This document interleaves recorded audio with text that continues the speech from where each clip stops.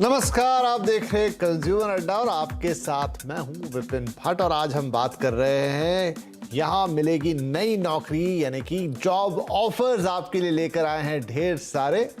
खास बात यह है कि ये एक रिपोर्ट है जो कि टीम लीज एडटेक ने जारी की है और ये रिपोर्ट खास तौर पर जिक्र करती है उन लोगों का, या उन लोगों के लिए ये बताती है जो अपनी पहली नौकरी की तलाश में है, यानी कि जो जस्ट पास आउट है, चाहे उन्होंने 10th या 12th minimum school pass out किया हो, या फिर उन्होंने ग्रेजुएशन किया हो, या फिर उन्होंने पोस्ट ग्रेजुएशन किया हो। रिपोर्ट बताती है कि कहाँ उनके लिए मौके हैं, एम्प्लॉयर से बात की गई है और कितने बड़े और किन फील्ड्स में मौके हैं, ये सब ये रिपोर्ट बताती है। हल्का आइडिया आपको इस रिपोर्ट का देते हैं, फिर बातचीत शुरू करेंगे इस बारे में। चलिए देखते हैं क्या कहती है रिपोर्ट्स। तो कंपनियों के इरादे जाहिर करवा रही है। ये फर्स्ट हाफ की बात करती है, जनवरी से जून तक की नई नौकरियां। 68% कंपनियां नए लोगों को नौकरी देना चाहती है। करीब 70% पकड़ लीजिए मोटे तौर पे इसे। फ्रेशर्स को जॉब देंगे 62% वो बोल रही हैं। 1 से 5 साल जिनका अनुभव है 60% वैसे लोगों को जॉब देना चाहती है। ये कैरियर आउटलुक रिपोर्ट है। 6 से 10 साल के अनुभव पे जो लोग आ चुके हैं उनको करीब 50% लोग हायर करना चाहते हैं। जिनके पास और ज्यादा अनुभव है वहां पर फिर ये परसेंटेज कम हो जाता है। थोड़ी टॉप लेवल की जॉब्स हो जाती है जहां पर हायरिंग का स्कोप इस समय कम है, लेकिन अगले 6 महीनों में जो फ्रेशर्स हैं या जिनको छोटा मोटा अनुभव है या मिड लेवल पे वो पहुंचे हैं, उनके लिए जॉब्स की भरमार ही भरमार है। अब कौन से सेक्टर्स में मिलेगी, किस तरह की नौकरियां मिलेंगी, किस तरह के स्किल रिक्वायर्ड्स हैं, किन लोगों की डिमांड है और पैसे कितने मिलेंगे, ये सारी बातें अब हम आपको बताएंगे। हमारे साथ कार्यक्रम में शामिल हो रहे हैं टीम लीज एडटेक के फाउंडर शांतनु रूज और प्रोविटी इंडिया के एमडी अमित वडेरा। आप दोनों का बहुत स्वागत है। तो शांतनु, थोड़ा सा एक सिनॉप्सिस आपसे जानना चाहेंगे। ये तो समझ में आ गया कि फ्रेशर्स के लिए अगले 6 महीने बड़े इंपॉर्टेंट है, लेकिन फिर भी आपकी रिपोर्ट का एक ब्रॉड पर्सपेक्टिव क्या है? रिपोर्ट से एक चीज जो उठकर सामने आ रहा है कि एम्प्लॉयर्स, जो इंडिया के एम्प्लॉयर्स हैं, वो काफी बुलिश हैं in terms of their freshers hiring. कई सारी चीजें इसको ड्राइव कर रही हैं। एक तरफ से हम देख रहे हैं कि हमने कुछ हफ्ते पहले कुछ काफी छटनियों की बात सुनी थी बहुत सारी कंपनीज के तरफ से, बट हमें यह देखने को मिल रहा है कि बहुत सारी कंपनीज ऐसी हैं जो कि एक्सपेंसिव रिसोर्सेस को छटनी कर रही हैं, लेकिन नए रिसोर्सेस, फ्रेशर्स को हायर करना चाह रही हैं, जिससे उनका ओवरऑल एम्प्लॉय कॉस्ट थोड़ा कम हो जाए। दूसरी बात, जो कंपनीज डोमेस्टिक कंजम्पशन पर फोकस्ड हैं, जो इंडिया के लोकल डिमांड को ज्यादा मीट करते हैं, उनमें बुलिशनेस काफी ज्यादा है, उनमें कॉन्फिडेंस बहुत ज्यादा है, उनमें किसी भी तरह की शंका नजर नहीं आ रही है in terms of hiring. Freshers की हायरिंग आगे जाते हुए हमें काफी अच्छा नजर आ रहा है। चाहिए तो एक बात तो ये साफ है कि जो एक थोड़ा सा निराशा का माहौल बन गया था, बात होने लग गई थी, छटनियां हो रही हैं, नौकरी से निकाला जा रहा है, दिक्कतें आ रही हैं, ये रिपोर्ट बताती है कि उस तरह का माहौल पूरी तरीके से बदल रहा है। ना सिर्फ अनुभवी लोगों की तो बात अलग है, लेकिन फ्रेशर्स को कंपनियां हायर करने के लिए तैयार है। 70% लोग हायर करना चाहते हैं। इट मीन्स की दिक्कत नहीं है, उतनी प्रॉब्लम नहीं है।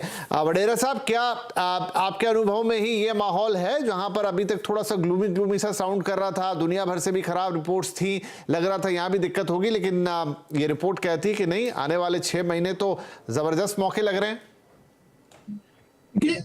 ये जो छटनियां हो रही थी, ये एक शॉर्ट टर्म प्रोसेस था। जो लास्ट 2 साल में और आई थिंक फर्स्ट कोविड के बाद जो ओवर हायरिंग हो गई थी, उसको राइट साइज किया है ऑर्गेनाइजेशंस ने। अगर आप देख, टैलेंट जो है कंपनीज का, उधर अभी भी एट्रिशन है। अब ऐसा नहीं है कि वो जॉब छोड़ के घर बैठ रहे हैं। इसका मतलब ये है कि जॉब्स अवेलेबल हैं।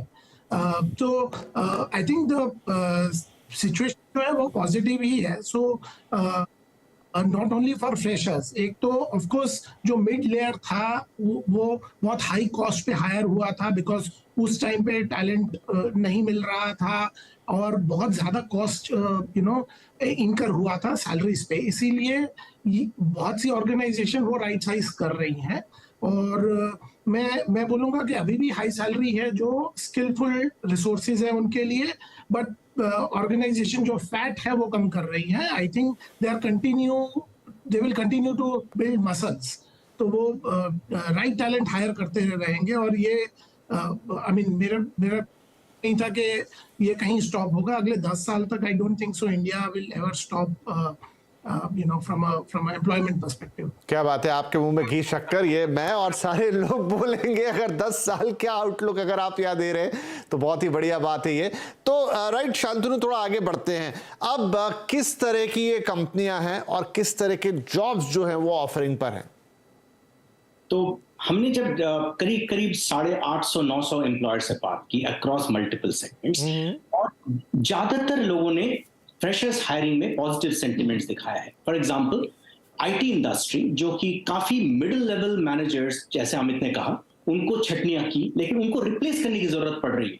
ज्यादातर आईटी कंपनीज ने कहां छटनियां की, अगर आप देखने जाएं तो आप देखेंगे कि वहां पर थोड़ा सा प्रिकॉशनरी स्टेप्स हैं, ये सोचते हुए कि शायद वेस्टर्न कंट्रीज में रिसेशन आ सकता है, उसके चक्कर में उन्होंने कुछ प्रिकॉशनरी छटनियां की है मिडिल लेवल पे। बट उन्हें ये भी पता है कि फ्यूचर काफी ब्राइट नजर आ रहा है, डोमेस्टिक कंजम्पशन बढ़ रहा है और ये रिसेशन शायद ज्यादा दिन नहीं चलेगा, जिसके कारण वो एंट्री लेवल पर लोग डालना चाहते हैं, उन्हें ट्रेन करके अपना बेंच बनाना चाह रहे हैं। फ्रेशर्स की हायरिंग अच्छी लग रही है।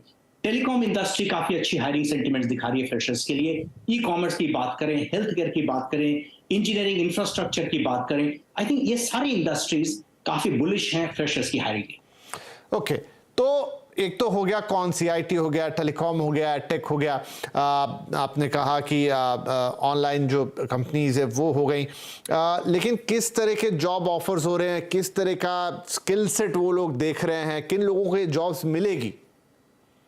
तो अगर देखें कि हर जगह अलग अलग तरह की रिक्वायरमेंट्स आ रही हैं, लेकिन कुछ जो रीसेंट ट्रेंड्स हैं आईटी इंडस्ट्री में, हमारी सर्वे ऐसी कहती है, इंजीनियर्स जो कि क्लाउड कंप्यूटिंग में काम करते हैं, जो साइबर सिक्योरिटीज में काम करते हैं, उन तरह के लोगों का काफी अच्छा डिमांड आ रहा है। अगर अलग अलग इंडस्ट्रीज के अलग अलग डिमांड है, अगर हम बीएफएसआई सेक्टर की बात करें, बैंकिंग एंड फाइनेंशियल सेक्टर की बात करें, तो उसमें इन्वेस्टमेंट एनालिस्ट की काफी अच्छी डिमांड आ रही है। तो अगर हर एक सेक्टर में एक ट्रेडिशनल जॉब्स की रिक्वायरमेंट पे भी आ रही है, लेकिन न्यू एज रिक्वायरमेंट भी आ रही है यहाँ पर। कुछ सेक्टर्स ने ये भी कहा कि उन्हें ऐसे लोग चाहिए जो कि ग्रीन जॉब्स में फिट हो सकें, जो कि एनवायरमेंट फ्रेंडली हो सकें, और वो फ्यूचर को देखते हुए उन्हें पता है कि ग्रीन जॉब्स की रिक्वायरमेंट होगी, इंडिया एक एनवायरमेंट फ्रेंडली कंट्री बनने जा रहा है, उस तरफ में भी वो फ्रेशर्स की हायरिंग करना चाह रहे हैं। तो मुझे लग रहा है कि ट्रेडिशनल जॉब रोल्स में भी है, न्यू एमर्जिंग जॉब रोल्स में भी फ्रेशर्स की काफी अच्छी डिमांड है। राइट अमित, तो ये बैलेंस तो अच्छा लग रहा है सुनने में कि ट्रेडिशनल जो जॉब्स हैं उनके लिए भी मौके हैं, जिन्होंने ट्रेडिशनल कोर्सेज किए हैं, और जिन लोगों ने थोड़ा सा न्यू एज टेक्नोलॉजी, एआई हो गया, मशीन लर्निंग हो गई, इस तरह की जो चीज़ें हैं आप बता रहे हैं, क्लाउड कंप्यूटिंग और ये सब में भी डिमांड आ रही है।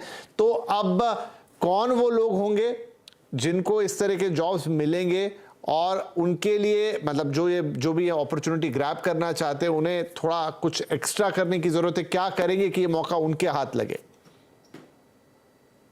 अगर आप ये रिपोर्ट देख रहे हैं, मैंने थोड़े टाइम पहले ये रिपोर्ट देखी है, एक इंटरेस्टिंग चीज आ रही है कि जो भी टॉप 15 रोल्स हैं, वो अगर आप देखें तो वो सारे नीश रोल्स हैं, राइट? वेदर हम नॉन टेक की बात करें या टेक की बात करें, right? Now AI, ML, DevOps, and फिर रोल है finance modelling, risk consulting, cyber security, ये जो सारे रोल्स हैं ये टेक्निकल रोल्स हैं। तो आपको एम्फेसिस करना पड़ेगा, और यहाँ पे कंपनीज एज वेल एज जो इंस्टीट्यूशंस हैं ये एक बड़ा रोल प्ले करेंगी कि इस तरह के रोल्स पे फोकस करें फॉर द एजुकेशन और या फिर सर्टिफिकेशन कोर्सेज के लिए, बिकॉज ये आपको आज की डेट में एक फ्रेशर जो ग्रेजुएट या पोस्ट ग्रेजुएट है उसको एडिशनल सर्टिफिकेशंस की जरूरत है, जो ये टॉप 15 रोल्स हैं, हर एक रोल अगर आप देखें वो सारे एक स्किल के साथ है। आप अगर बायोमेडिकल रोल्स देख रहे हैं या साइबर सिक्योरिटी देख रहे हैं, उसमें आपको कोई ना कोई सर्टिफिकेशन, कोई ना कोई अपग्रेडेशन चाहिए। तो हर कैंडिडेट जो है, जो स्टूडेंट है, उसको इस चीज पे फोकस करना पड़ेगा, और ये एक रिस्पॉन्सिबिलिटी इंस्टीट्यूशंस की भी है कि वो इस तरह के कोर्स डेवलप करे। एट द सेम टाइम जो है वो भी जो हायरिंग कर रहे हैं, अगर आप और एक चीज देखें, आई थिंक इंडिया एक सर्विसेज कंट्री बनता जा रहा है, एक हब बन रहा है फॉर सर्विसेज। पहले जो सर्विसेज थी वो बहुत ही ट्रांजैक्शनल रोल्स थी, कस्टमर सर्विस के रोल थे, आईटी हेल्प डेस्क के रोल्स थे, बट अब ट्रांसफॉर्मेशन हो रहा है जहां पे हम डिजिटल पार्टनर बन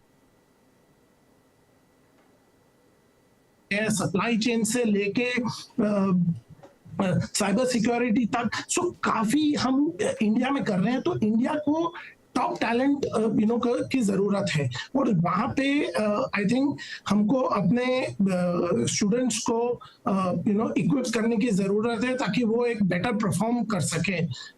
आई थिंक एंड ये एक बहुत अच्छा प्लेटफॉर्म बन सकेगा फॉर नॉट ओनली। बिल्कुल, यहाँ पर क्योंकि ये जो नए फ्रेशर्स हैं उनके लिए तो किस तरीके से मौके बनेंगे ये बात यहाँ से हमें समझ में आएगी, लेकिन ये भी समझ में आएगा कि जो अभी पढ़ाई कर रहे हैं या जो पढ़ाई करने के लिए अपनी स्ट्रीम चुनने जा रहे हैं उन्हें अब किस तरह का अप्रोच लेना चाहिए ताकि ये जो फ्यूचर रेडी जॉब्स हैं ये उनके हिस्से में भी आए जब वो आगे बढ़े, क्योंकि ट्रेंड अभी थोड़े लंबे समय तक चलता हुआ दिखाई देगा। आप लोगों से उस पर और राय लूंगा। शांतनु, लेकिन जो अब मैं बात करूं सबसे इंपॉर्टेंट चीज, जॉब ऑफर्स हो रहे हैं, किस तरह का पैसा ऑफर हो रहा है?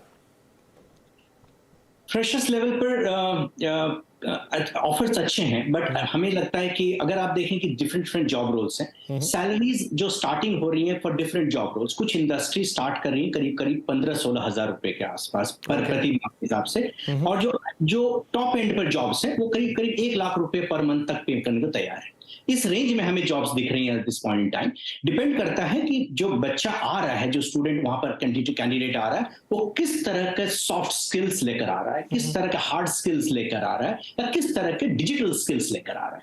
उसके ओपनिंग बैलेंस पर, जॉब रोल्स पर और इंडस्ट्री के कॉम्बिनेशन पे इनके पैकेजेस बन रही हैं। बट हमें लगता है कि ये जो पैकेजेस हैं ये एक बहुत अच्छा स्टार्टिंग पॉइंट है इनके लिए। इन्हें ये डेस्टिनेशन नहीं, ये एक स्टार्टिंग पॉइंट है, और यहाँ से अगर जो परफॉर्म करेगा, जो अपनी लर्नेबिलिटी दिखाएगा, जो अपने को स्किल करने के लिए अपने को अपना उत्साह दिखाएगा, आई थिंक इनके लिए स्काई इज द लिमिट। बिल्कुल, तो बुरा नहीं है। 15 से लेकर 1 लाख का स्टार्टिंग जो पे स्केल है, अलग अलग जॉब लेवल्स पे ये अलग अलग स्किल सेट के लिए ऑफर हो रहा है। और शांतनु 3 तरह के स्किल्स की बात कर रहे हैं, सॉफ्ट और हार्ड और डिजिटल। तो ये तीनों स्किल्स को कैसे एनहांस कर सकते हो, जैसा मैंने कहा ना, ये सिर्फ उन लोगों के लिए यहाँ पे देखने और समझने की बात नहीं है जो आज जॉब में जाने वाले हैं, लेकिन जो आगे जॉब रेडी हो रहे हैं अगले 3 से 4 साल में, उनके लिए भी एक ट्रेंड पकड़ने वाली बात है। एक छोटा ब्रेक लेते हैं और ब्रेक लेके यही बात करेंगे कि जिन्हें आगे चलते हुए जॉब्स में जाना है उस रिपोर्ट से क्या निकालेंगे, और ये जो अपने सॉफ्ट स्किल्स हैं, डिजिटल स्किल्स हैं, इन पर कैसे काम किया जा सकता है। छोटा सा ब्रेक, बातचीत जारी रहेगी।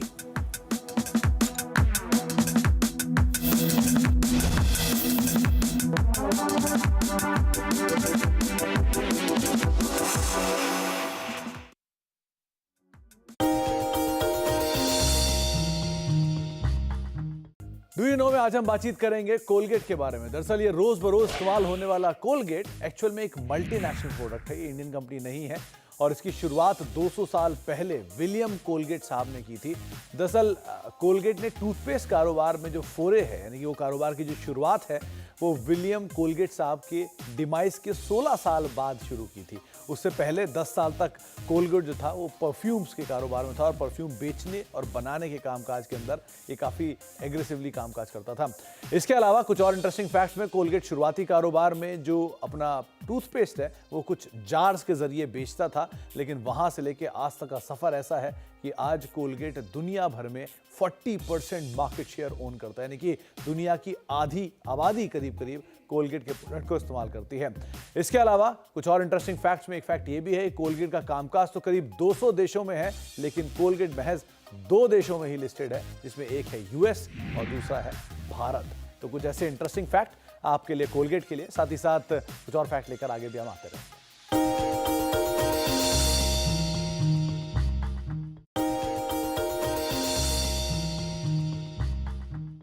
डू यू नो में आज हम बातचीत करने वाले हैं अमारा राजा बैटरीज के बारे में। दरअसल इस कंपनी से रिलेटेड बहुत सारे इंटरेस्टिंग फैक्ट हैं, लेकिन सबसे इंटरेस्टिंग फैक्ट तो इस कंपनी के नाम के साथ ही शुरू हुआ था। दरअसल इस कंपनी का जो नाम है अमारा राजा, वो एक्चुअल में जो एग्जिस्टिंग प्रमोटर हैं उनके ग्रैंड पेरेंट्स के नाम पर लिया गया था, जहाँ पर कंपनी के जो जयदेव गाला साहब हैं उनके ग्रैंड पेरेंट्स में उनकी माता जी का नाम था अमरावती, और साथ साथ राजगोपाल नायडू इन दोनों को मिला के कंपनी का नाम अमरा राजा बना है। बहुत सारे रोचक तथ्यों में से एक इंटरेस्टिंग फैक्ट ये भी है कि देश की हर तीसरी गाड़ी की बैटरी जो है वो अमर राजा बैटरी बनाती है, यानी हर तीसरी गाड़ी जो पावर्ड बाय है वो अमर राजा बैटरी है।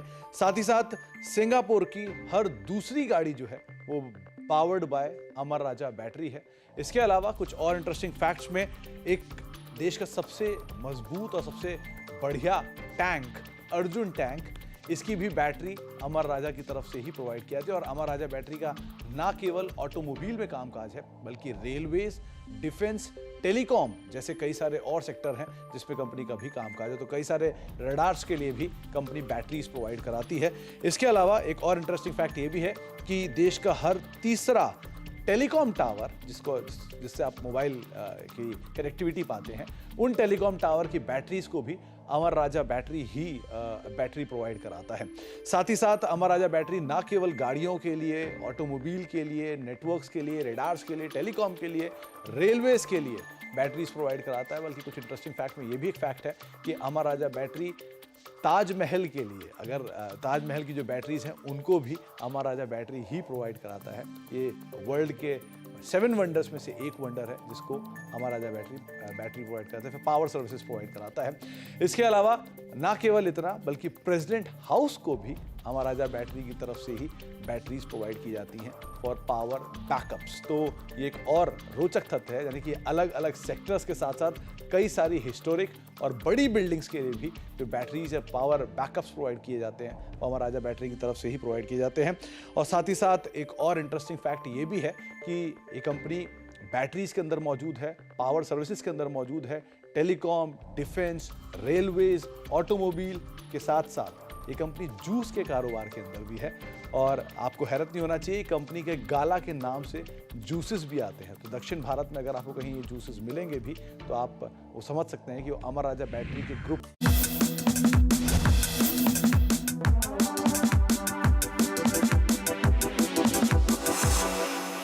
Welcome back. यहाँ मिलेगी नई नौकरी, क्योंकि एक रिपोर्ट आई है टीम लीज की तरफ से, टीम लीज टेक की तरफ से, जो बता रही कि आने वाले 6 महीने फ्रेशर्स के लिए बहुत शानदार होने वाले हैं। नौकरियां ही नौकरियां मिलने वाली है और वो जो एक थोड़ा ग्लूमी सिनेरियो था वो छटने वाला है। और ब्रेक से पहले हमने सुना कि करीब 15,000 स्टार्टिंग सैलरी से लेकर 1 लाख स्टार्टिंग सैलरी, डिपेंडिंग आपके जॉब से स्किल सेट्स क्या हैं, किस तरह की आप पढ़ाई करके आए हैं और किस इंडस्ट्री में जा रहे हैं। तो यहाँ पर अमित, थोड़ा सा मैं सॉफ्ट स्किल्स के बारे में बात करना चाहूंगा, क्योंकि सॉफ्ट स्किल्स आमतौर पे कहीं अलग से सिखाए नहीं जाते, वो थोड़ा सा इंडिविजुअली बिल्ट होते हैं। कैसे कोई उसको बेहतर कर सकता है? एक बहुत इंपॉर्टेंट चीज बाहर आ रही है ओवर लास्ट फ्यू इयर्स, ये आपको अपने आप पे इन्वेस्ट करना है। और कहीं ना कहीं communication skills, interpersonal skills, collaborative approach वो बहुत इंपॉर्टेंट है। नाउ आई थिंक कुछ स्किल्स जो है वो आपको खुद पर खुद इन्वेस्ट करना पड़ता है। आपको खुद ब खुद क्यूरियोसिटी होनी चाहिए कुछ लर्न करने की या कम्युनिकेशन स्किल्स के लिए, और कुछ ऐसी स्किल्स हैं उसके लिए आपको एक एनवायरनमेंट देना पड़ता है। आई थिंक सबसे important HR managers, hiring manager के सामने ये टास्क है कि वो एक एनवायरनमेंट कैसे दें कि जो भी टैलेंट, नया फ्रेश टैलेंट आ रहा है वो किस तरह से कोलैबोरेशन में काम करे और आसपास के एनवायरनमेंट में, आसपास के एक्सपीरियंस लोगों के साथ रह के सीखे। तो कुछ स्किल्स आपको खुद ब खुद इन्वेस्ट करना पड़ता है। आपको आपके सब्जेक्ट के बारे में अवेयर होना पड़ेगा, आपको स्किल्स होने चाहिए आपके पास, डिजिटल स्किल होना चाहिए। Digital is no more a skill, it's a way of life. So आपको आइडिया होना चाहिए कि किस तरह से आप टेक्नोलॉजी का यूज कर सकते हो आपका काम।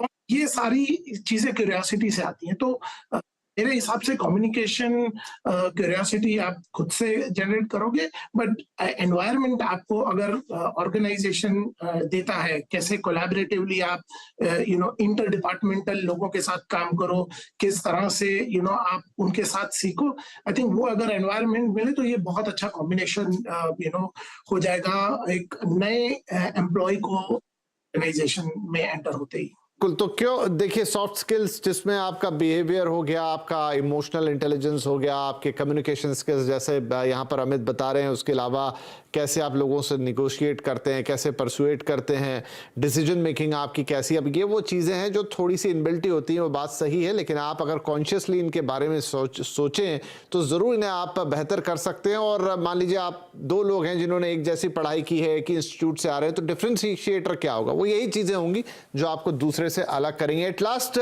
शांतनु, आपने अभी ये 6 महीने का प्रोडिक्शन दिया आपकी रिपोर्ट ने, नेक्स्ट 6 मंथ, लेकिन आगे बढ़ते हुए क्या हम अगले उसके आगे या इस पूरे साल की बात करें तो भी सिनेरियो मोर और लेस ऐसा ही रहने वाला है? कितने ऑप्टिमिस्टिक हैं आप?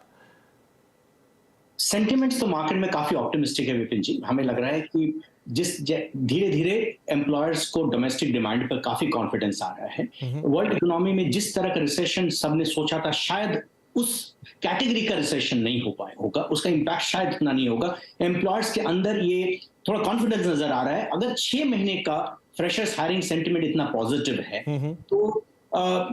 तो ये कहना लाजमी होगा कि उसके आगे का भी जो सेंटिमेंट्स होगा वो सडनली नेगेटिव नहीं हो जाएगा। एज ऑफ नाउ, अभी से अगर यहां से मैं देखना चालू करूं तो मुझे लगता है कि आगे जाते हुए सेंटिमेंट पॉजिटिव ही रहेगा। चलिए, बात अच्छी बात है, तो तैयार रहिए, अपने सीवीज तैयार कीजिए। और जैसा मैंने कहा कि ना सिर्फ उन लोगों के लिए ये बात थी, ये रिपोर्ट थी, ये कार्यक्रम था जो अभी जॉब में जाने वाले हैं, बाकी उन लोगों के लिए भी बहुत इंपॉर्टेंट है जो आने वाले कुछ 1-2-3 साल में जॉब की तरफ बढ़ेंगे, या इनफैक्ट जो अभी से थोड़ा जॉब ओरिएंटेशन के साथ अपने स्ट्रीम्स चुन रहे हैं, अपने कोर्सेज चुन रहे हैं और अपने भविष्य की तैयारी कर रहे हैं। तो ये सारे स्किल सेट समझ लीजिए, क्योंकि चीज़ें काफ़ी चेंज हो रही हैं। Digital skill, soft skill, hard skill, इनका एक परफेक्ट कॉम्बिनेशन आपको एक अच्छी जॉब की गारंटी दे रहा है। और जो हमारे दोनों ही मेहमान बता रहे हैं कि आने वाले समय में जॉब्स की कमी देखने को ना मिले, मतलब होगी, ऐसी आशंका बहुत कम है। अच्छे जॉब्स ऑफर पे आते रहेंगे, अच्छी हायरिंग्स होती रहेगी। अगले 6 महीने के बारे में तो रिपोर्ट बताती है, लेकिन उसके आगे का भी सिनेरियो